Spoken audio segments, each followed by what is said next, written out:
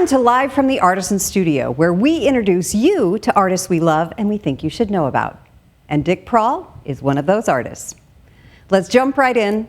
This is Dickie. So are you familiar with me by any chance? There we go. All right, well, cool. All right, well, I'm going to play this first song. It's called Thieves, which is the title track of the last record that I did, the last full-length record, done in 2019, right before COVID.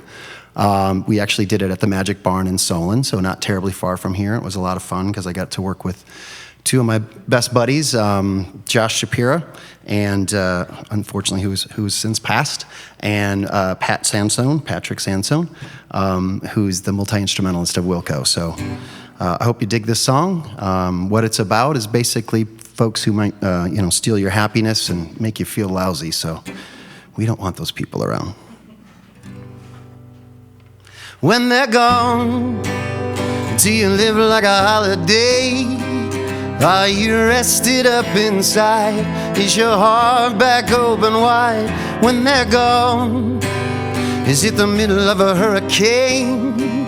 Where your head's all crystal clear, a new romantic atmosphere? Are the colors getting brighter? Are you strong from your head to your knees and down to your toes? You needed to be minus thieves. You needed to be minus thieves. You deserve to breathe. Minus thieves, minus thieves.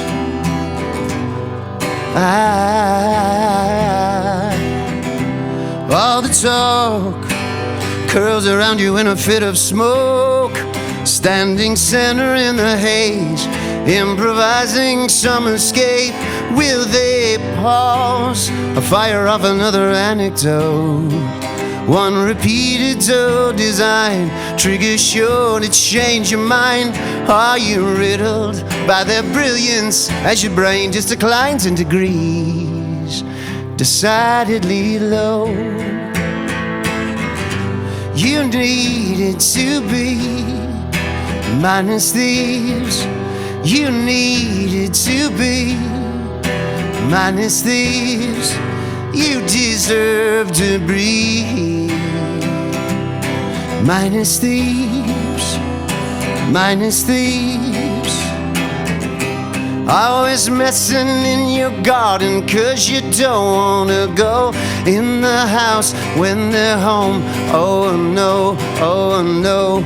Tried to redirect the target but decided to be there. Why did you need them there? Overexposed to the cold of a lasting stare.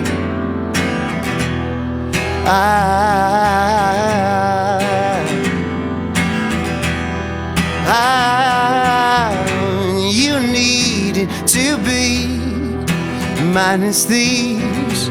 You needed to be minus thieves. You deserve to breathe. Minus thieves, minus thieves.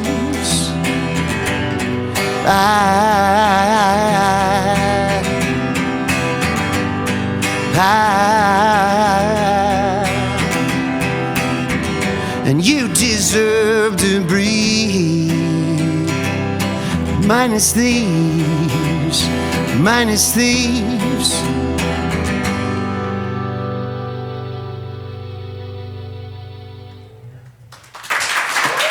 Thank you.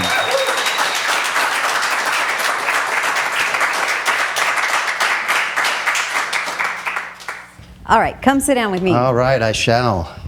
Thanks for traveling to be with us today. It was a long 2-hour drive, I tell you. Yeah. Tough. I find that drive kind of decompressing. Yeah, I like to drive. It's a big part of it for me that I really enjoy. So. Now, tell us, that was the title track from your latest album, Minus Thieves. Yes.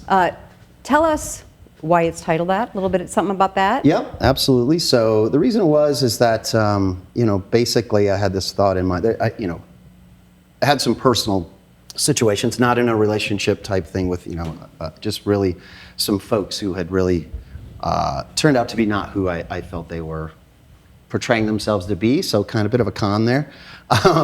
So the idea of like minus Thieves, like just removing those kind of folks from your orbit so you can feel a hell of a lot happier. So that's really what it's about. All right, that answers my other question. I was wondering, is this advice for the masses or is this internal advice? And Yes. It sounds like it's just universal. It's really a TED Talk from one start to the end. Now, you've said that you're a late bloomer, or you have been Yeah. musically, right? When did you start making music and writing songs? Yeah, so I started playing guitar just shy of 26. I was actually living here in Cedar Rapids. So back in, 93, I had moved here from Denver, Colorado, and I was here for about 3 years. So I started playing. There was a gentleman that I was playing with. We were in a band called Bomb Pop, and I really admire his style, but I also just admired his attitude towards music. We both were very, independent in our thought. We weren't really into the pop scene and all that. And so I was like, I really want to learn how to play guitar and write my own music. And so he said, all right, we're going to go to Des Moines. We bought a cheap acoustic guitar. We bought a chord book. And the cool thing was he circled 4 chords and said, just learn these and then throw the book away. And I just started making it up as I went. And so a couple years later, I went into the studio with a batch of 12 songs and put together a record, my first one, under the Dick Prall band. I always hated that name. It reminded me of the Dave Matthews Band. No slight on Dave Matthews, I just didn't want that type of a name. But we had already been billing ourselves as Dick Prall Band. So that record came out in '98 called Somewhere About Here. So That's really commendable. cool, thank you. It is. I tried. So I've been listening to your music. Mm-hmm. I've gone back, from your first album to your last album. That was my first exercise. Okay. The first song Wow. on your first album to the last song on your last Wow, album. I'm sorry. And then I went in between there, and I found that there is a wonderful consistency. And I just told somebody tonight, I said, if you like one of Dickie's songs, you're going to like them all, because there's a wonderful fiber that kind of runs throughout everything. Cool. And it speaks to your authenticity, I think. Do you think that the reason for that is because you started later in life with music and you already kind of had an idea of who you were? I think that's a really good question. I think I had no idea who I was as a musician, and I think the very first record is really reflective of a lot of influences that I had, from REM to the Beatles to Sugar, Bob Mould, influences I had at the time, Wilco. So I just kind of was trying to try on these songs, try on these styles and these feels. So there was a lot of diversity, I think, in that first record. And then with my next record, which was under the moniker of Starch Martins, because I wanted to get away from Dick Prall. I just didn't enjoy it. I hate being me. I really started getting more into, I'm a big Beatles fan. I'm a big Buddy Holly fan, like that kind of pure pop stuff. I really got more into, and that suit fit better, if you will, especially coming up. Like I listened to the Beatles from the time I was, could not speak, because my father passed away when I was 4, and just turned 4. And once he was gone, my mom had to go back to work, and there were 6 of us in that house. So being the youngest, the oldest decided what was going to be playing on the stereo, and they could only really agree on the Beatles. So by the time I was 6, I knew every Beatles song, all the lyrics, and clearly that seeped into me as far as arrangements. And so I started to really challenge myself more arrangement-wise, not just strumming simple chords. So I think that's just kind of rolled. I don't think I really felt my stride until the Dickie record, which came out in, Starch Martins was 2003, there were some others, and then Dickie came out in 2015. I think that's where I actually felt like kind of mostly myself. That's quite a journey. Yeah. It was a lot. There's a beautiful authenticity, though. Cool, thank you. Throughout. So let's hear another one from your most recent album. I could do shall we? that. Let's do it. Thank you. Let me tune up here, guys. But this song that I'm going to do, it's also on the last record, on the Minus Thieves record. And it's a bit of a nostalgia piece, if you will. It's called The Last Breath of Rock and Roll. And not do I feel by any stretch that rock and roll is dead or going anywhere. In fact, I really love seeing more guitar-driven bands, young bands coming out of the woodwork. But I was just in a nostalgic place at the time, and thinking about growing up in Iowa, north central Iowa is where I grew up, in a little town called Sheffield. And those times where it'd be, just a total blizzard, you're packed in, you can't go anywhere. But as a teenager, I'm getting out of the house. So I would hop in my 77 Monte Carlo Classic and slide around the town, pick up my friends, and find somewhere to do things we shouldn't be doing. Like you can imagine what that was. So that being said, and it's also, there's a little bit of it about, I moved to Denver, and there's this great club called the Deadbeat Club. And the Deadbeat Club was fantastic because I was like, just young, and I hadn't been to a city, and I had so much fun. They played bands like the Smiths, who I reference in the song itself. So I hope you dig it.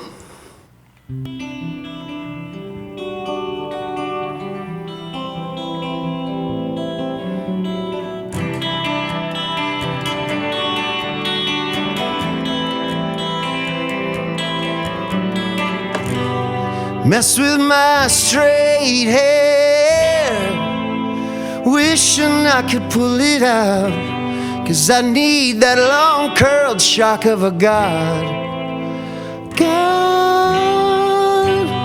Now that the snow is clear, scrape the car, start it up.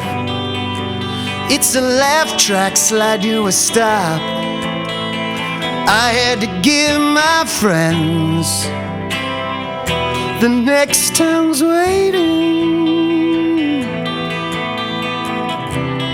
There goes the last breath of rock and roll. There goes the last breath of rock and roll. Of rock and roll. Oh.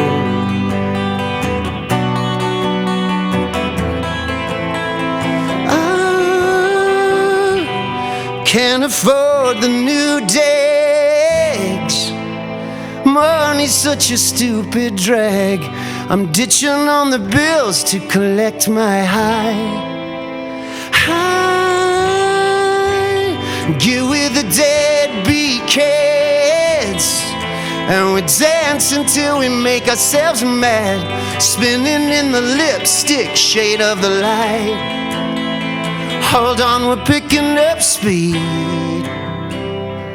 No sense in leaving. There goes the last breath of rock and roll.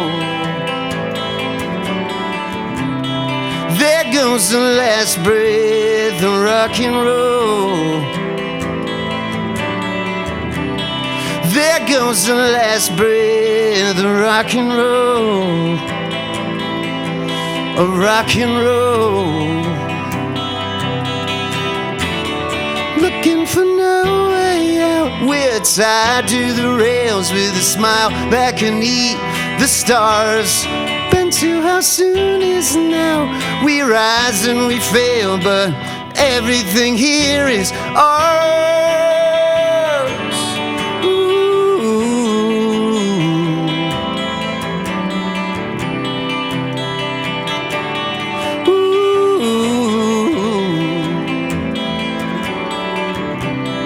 There goes the last breath of rock and roll. There goes the last breath of rock and roll.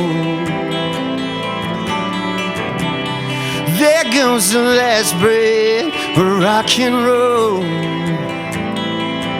Of rock and roll.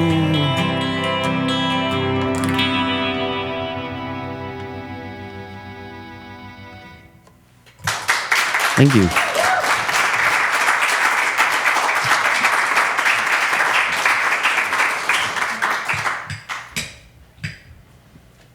Can I hang with you? Cool, please. Please, the seat's for you. Awesome. So I have a feeling people here are going to want to track down your music, right? I don't know. They can find you Is as... this locked?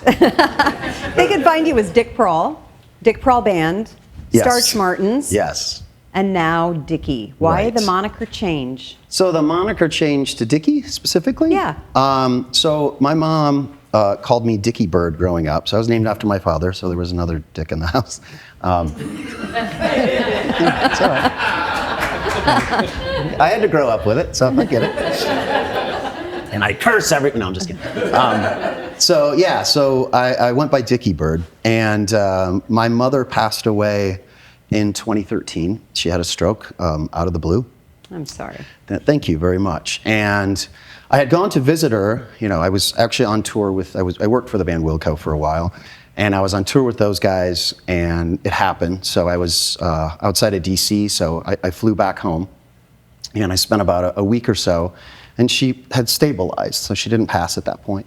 Excuse me. And went back to Denver, finished out the tour, and I went to go visit my mom. I was living in Chicago at the time, so I went to visit my mom, and she was fine. Like, she was, coming back, I should say. She wasn't, she was wheelchair bound, and the paralysis on one side, very, standard kind of things as far as, from a stroke. And I was, it's upsetting to see your mother that way. She was a very strong, very vibrant nut, great lady. And when we took her back to her room, I had left, and I had my daughter and my wife at the time with me, and we got back to the car, and I just wanted to see her again, because I knew I was driving back 6 hours. I didn't know the last time I was going to see her. And I shouldn't say I didn't think it was going to be the last time. I thought she was, she was coming back. She was in a coma. She was coming back. And I was walking down the hallway, and she was in her room, which is right on the end of I just remember it vividly, because she was right on the end. And I could hear her, and I was like, what is she repeating? And I kept hearing her say, Dickie Bird, Dickie Bird. Aww. And I just kind of peeked, and she's just looking out the window, kind of smiling and saying it, and I just clearly kind of lost it, and left. And I got home, and 12 hours later, I got a phone call from one of my sisters who said, you need to get here. Mom's taking a turn for the worse. And so I came back home, and we were all there, and she passed away while we were with her. And after that, I was like, I'm just going to go by Dickie. That's what she called me. That means a ton to me. And henceforth, that's why it is. And so that first Dickie album, I imagine you had swirls of thoughts about your mom, right? Yeah. It's that record very much has a lot of sorrow and grief and coping throughout it. The very first song is called 45. I was 45 at the time when I wrote it, and I just kind of was going through those years that I had with my family and my experience, because I lost a brother in 1971. He was 7 and I was 2, and then we lost our father 2 years later. He was 40, so it was the day before my 4th birthday.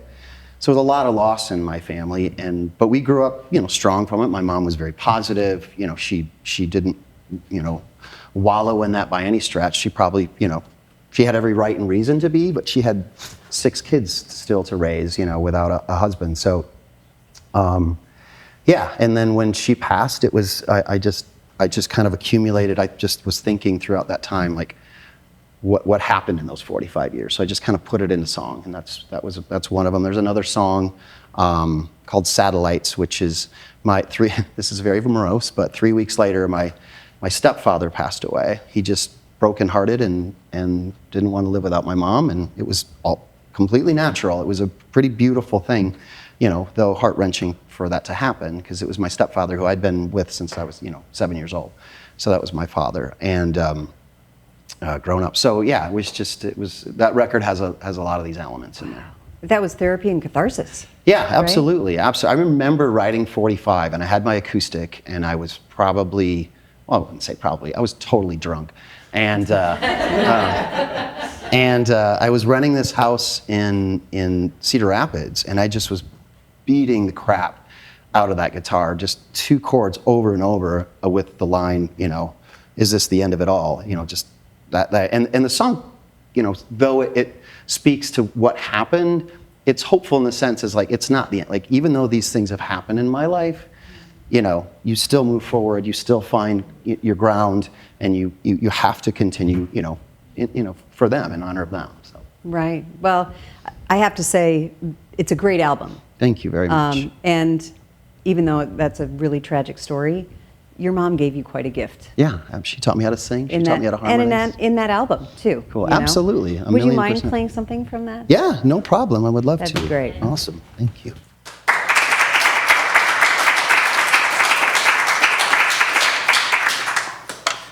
So this particular tune, it's called Satellites, and the reason it's called Satellites is admittedly I'm not a religious person. I don't resign myself to any, nothing organized in that way, but I don't know what's going to happen or what has happened to those folks who have gone before. And so I just kind of pictured in my head, and again, I don't believe this, but it was a belief at the time to kind of relieve some of that grief and that pain. And I thought, well, what if people turn into planets and stars and, celestial bodies, right? So the song's called Satellites because that's another way of referring to these entities, or not really entities, but these formations, right? And that's really where it landed, and it just really helped me. And it's very literal because I'm just really sitting on my couch and writing the song, and as you'll hear, like that's really how it begins. So I hope you like it.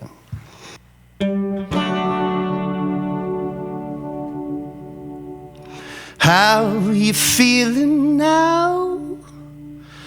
Wrapped up on the couch, waiting on your soldier to come around. How you feeling now? Listening for the sound of some old-fashioned angel rustling through your house. I can help you to gather up the sparks, put them in your heart. You're saying no one saves you. Those little scraps of time, pay a bit of mine. You're seeing satellites. Do they turn to satellites before they're gone? Bum, bum, bum, bum. Bum, bum, bum, bum. Satellites, do they turn to satellites before they're gone? How are you feeling now? Absent from your mouth, one simple estimation. Can't even leave your crown. Are you checking out or paving over ground when all the calls you made when? And they didn't even count. I can't help you to gather up the sparks, put them in your heart. You're saying no one saves you. Those little scraps of time, pay a bit of mine. You're seeing satellites. Do they turn to satellites before they're gone? Why don't you do something, do something? Why you racking up those tandem miles? Why don't you do something, do something? Harping on your shrinking sense of style and tailing younger stations that you dial. Why don't you do something, do something? Ooh, why don't you do something, do something? Ooh.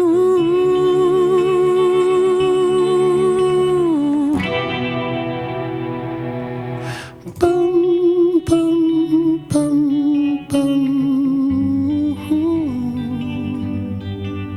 Oh, boom, boom, boom. Ooh, satellites. Do they turn satellites before they're gone. Satellites, do they turn to satellites before they're gone?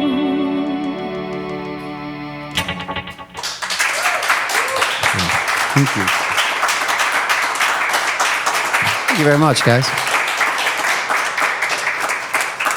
That was great. Thank you very much. So what's next for you?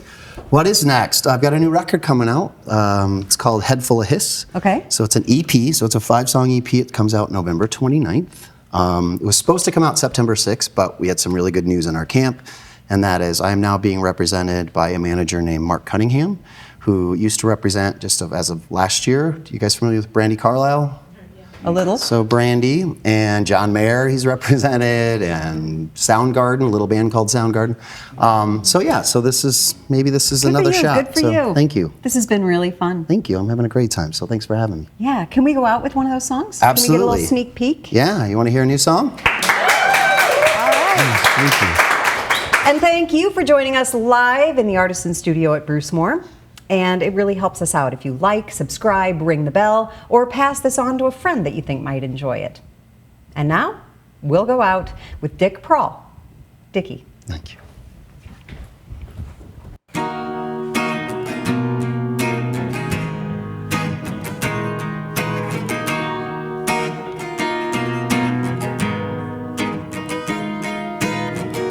Speed into something I know I wanna. Speed into something I know I wanna cry out loud. Give up before the sun goes down. All of the sentimental people see all of the colors, and the sentimental people get off on each other. The grays were all saved for me. No other benzone I'm gonna need. Off in the corner watching their content kill. And I'm February filled.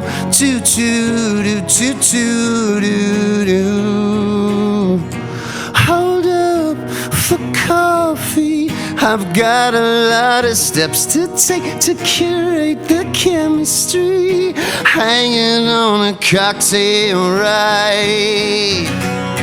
Just suit me up to head outside.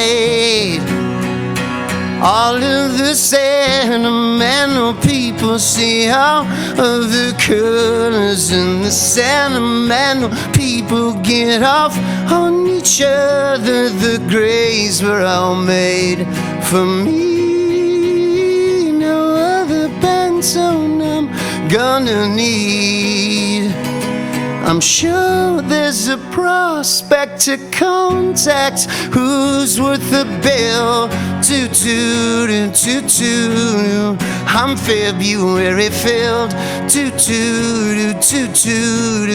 And I'm February filled. And I kinda like the way they stiffen when I check into their space. And the cadence seems to quicken. How long will patience give them? How long until they kill to steal away?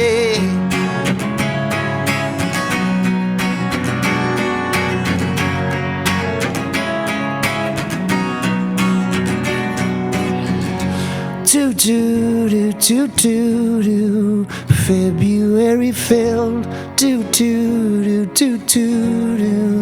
February filled. I'm February filled. February. February filled.